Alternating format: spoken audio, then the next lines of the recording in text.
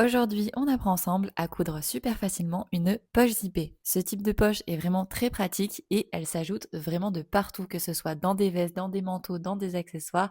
On peut l'ajouter là où on a envie. Et ce tuto, je vous le recommande si vous avez décidé de coudre la veste Gaspard, qui est un modèle mixte que vous pouvez retrouver sur mon site atelierjumadi.fr. Dans cet exemple, j'ai décidé d'ajouter la poche sur la parmenture de ma veste. Donc pour ça, j'aurai besoin de ma parmenture, de ma pièce poche zippée et de mon zip de 15 cm. Première étape, sur l'endroit de la pièce parmenture, je vais venir retracer l'ouverture de ma poche qu'il y a sur mon patron. Pour ça, j'utilise une craie, mais vous pouvez également utiliser un stylo effaçable. Et je viens tout simplement retracer l'ouverture en entier de la poche. Une fois que le tracé est bien défini sur la parmenture, pas d'inquiétude, il est bien là mon tracé, mais ma craie commence à fatiguer. Il faut que je fasse le tracé également sur l'envers de ma pièce poche zippée. Pour être sûr de faire le tracé dans le bon sens, je viens préplacer ma pièce poche zippée au niveau de ma parmenture et ensuite je peux constater que le tracé doit être sur la droite et non sur la gauche. Je viens donc faire mon tracé en fonction de mon patron sur le bon côté.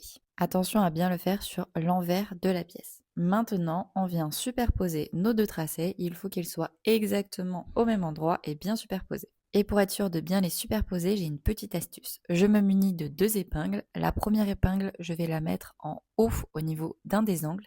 Et la deuxième épingle, je vais la mettre en bas, mais à l'opposé, donc sur l'autre angle. Et ensuite, je vais venir planter mes épingles sur le tracé qu'il y a sur ma parmenture en faisant bien correspondre les angles ensemble. Puis, je plante au maximum mes épingles pour que mes deux pièces se superposent et soient collées entre elles. Une fois que tout ça est bien placé, je viens réépingler autour de mon tracé, mais pas sur mon tracé, car je vais devoir faire une couture sur celui-ci. Tout est bien épinglé, on peut assembler les deux éléments ensemble en faisant une couture au point droit sur le tracé que l'on a fait. Donc on fait un rectangle. Après la couture, vous devez obtenir ce résultat. Vous pouvez maintenant enlever les épingles et on va venir ouvrir notre poche. Pour ouvrir la poche, c'est tout simple. Je vous ai fait un petit schéma que vous voyez sur la vidéo. Il faut couper au milieu de celle-ci et au niveau des angles, il faut faire un petit Y comme vous voyez. Le Y permet de venir couper au plus près de notre couture au niveau des angles, mais attention, il ne faut pas couper celle-ci. Il faut vraiment aller au plus près sans la couper. Pour être beaucoup plus précise, je me munis d'un petit ciseau et je vais venir entailler le milieu de mon ouverture poche pour qu'ensuite je puisse découper facilement sur la ligne que j'ai tracée. Quand j'arrive au niveau du haut de la poche, je fais bien un Y qui arrive jusque dans les angles de notre rectangle et attention, je vais bien au plus près mais je ne coupe surtout pas la couture. Ce côté est bien ouvert, il me reste l'autre côté à ouvrir exactement de la même façon. Dès que l'ouverture est parfaitement coupée, on peut passer notre pièce poche zippée à l'intérieur de celle-ci afin qu'elle se retrouve sur l'envers de notre pièce parmenture. On pense à passer un bon coup de fer pour aplatir tout ça. Après avoir mis votre coup de fer, vous devez obtenir ce résultat. Comme vous pouvez voir, on ne voit pas la poche zippée sur l'endroit de ma parmenture et mon ouverture est bien marquée. Maintenant, je me munis de mon zip et je viens le placer en dessous de ma parmenture pour qu'il arrive au niveau de l'ouverture de ma poche. On place correctement notre zip et on l'épingle à notre parmenture afin qu'il ne bouge plus pour qu'on puisse faire une couture facilement. Et ensuite, on assemble notre zip avec une piqûre nervure tout autour de la fermeture éclair.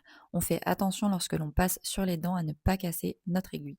Pour rappel, la piqûre nervure est une couture à quelques millimètres du bord. Après avoir réalisé votre piqûre nervure, vous obtenez ce résultat. Il ne nous restera plus qu'à venir former notre poche et elle sera terminée. Pour ça, on repasse sur l'envers. Si jamais votre zip est un petit peu long, vous pouvez venir dégarnir les deux extrémités.